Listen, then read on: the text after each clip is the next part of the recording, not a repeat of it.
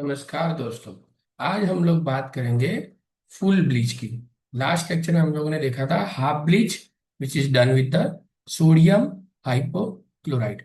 आज हम देखेंगे फुल ब्लीच, मतलब जो थोड़ा बहुत येलोनेस रह जाता था और जब हमें पेल से डाई करना है, मतलब 0.5% या 1% का डाइंग करना है, तो हम लोग हाइड्रोजन पेरोक्साइड को यूज करते हैं जिसे बोला जाता है फुल ब्लीच।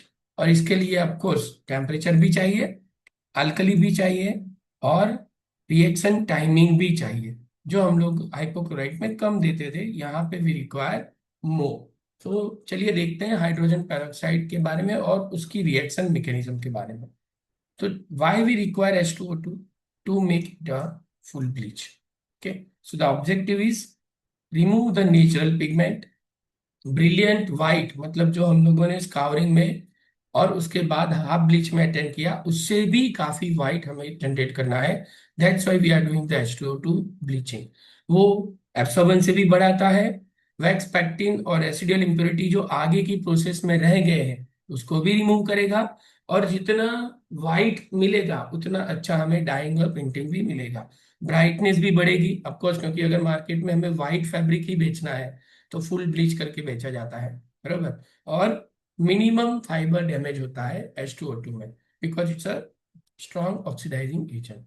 तो ब्लीचिंग एजेंट कौन सा है हमारे लिए? Hydrogen peroxide, 35 to 50% pure. Sodium hydroxide हम लोग उसको डालेंगे अल्कली के तौर पे पीएच मेंटेन करने के लिए। हाइड्रोजन पेरोक्साइड स्टेबिलाईजर, अब ये क्यों चाहिए वो अभी अपन देखेंगे मैकेनिज्म में। Okay, wetting agent, sequestering agent to remove the hardness of water और पानी।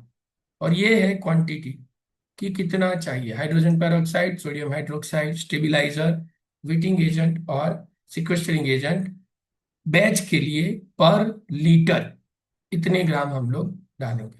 Temperature 90 to 100 degree Celsius, time 45 to 90 minute, pH due to the presence of sodium hydroxide 10.5 to 11.5, और एमएलआर लेंगे 1 जम 20 और 1 जम 10 जब हम लोग जीगर में ये प्रोसेस करेंगे।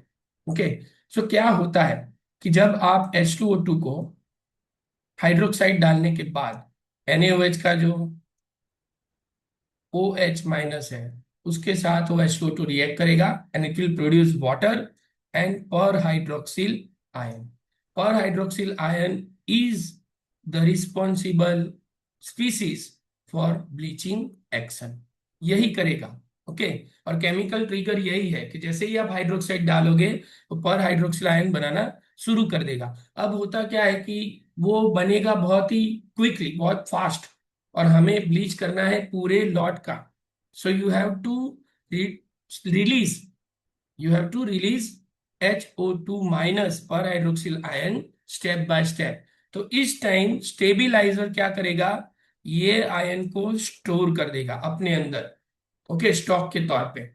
और वो धीरे धीरे जैसे जैसे टेम्परेचर बढ़ेगा, टाइम बढ़ेगा, वो धीरे धीरे एक एक करके ये आयन को रिलीज करेगा।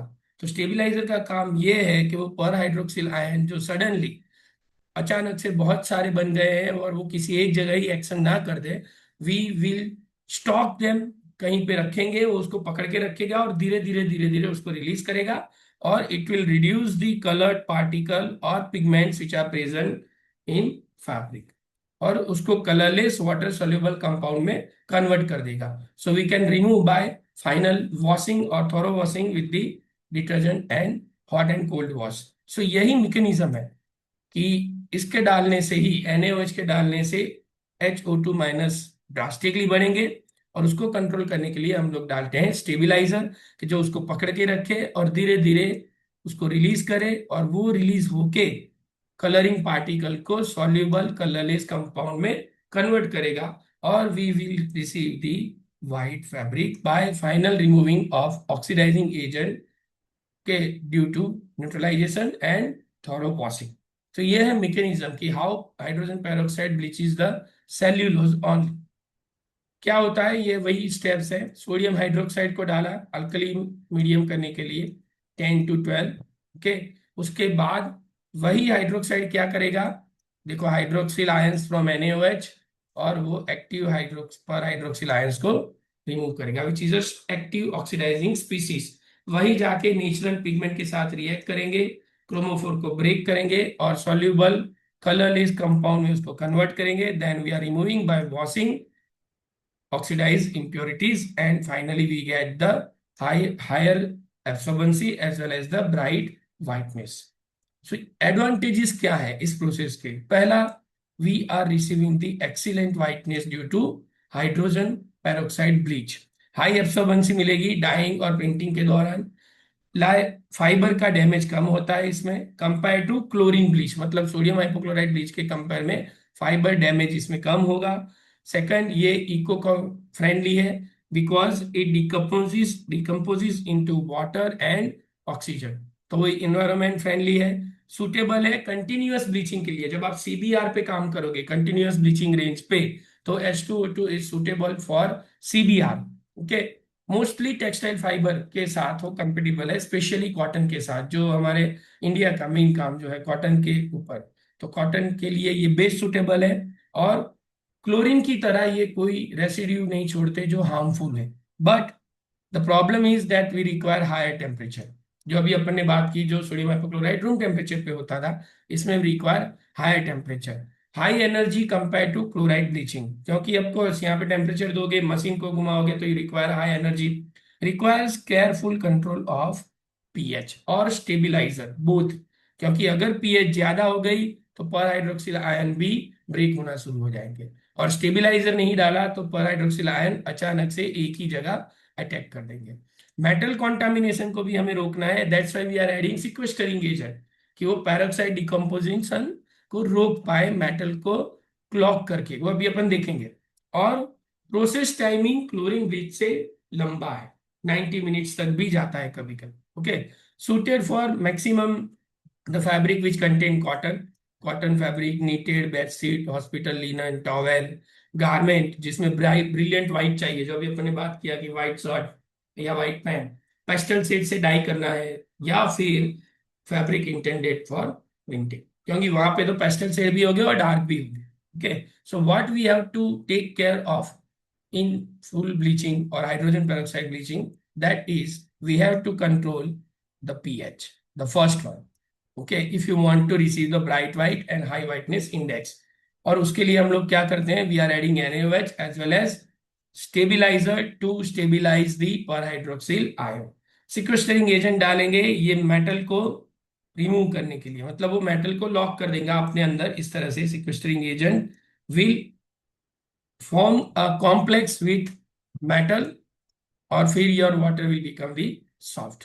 एक्सेसिव अल्कली नहीं डालेंगे, नहीं तो क्या होगा कि वो कलरिंग मैटर पे इफेक्ट करने ही नहीं देगा, बल्कि वो फैब्रिक की स्ट्रेंथ को भी कम करेगा।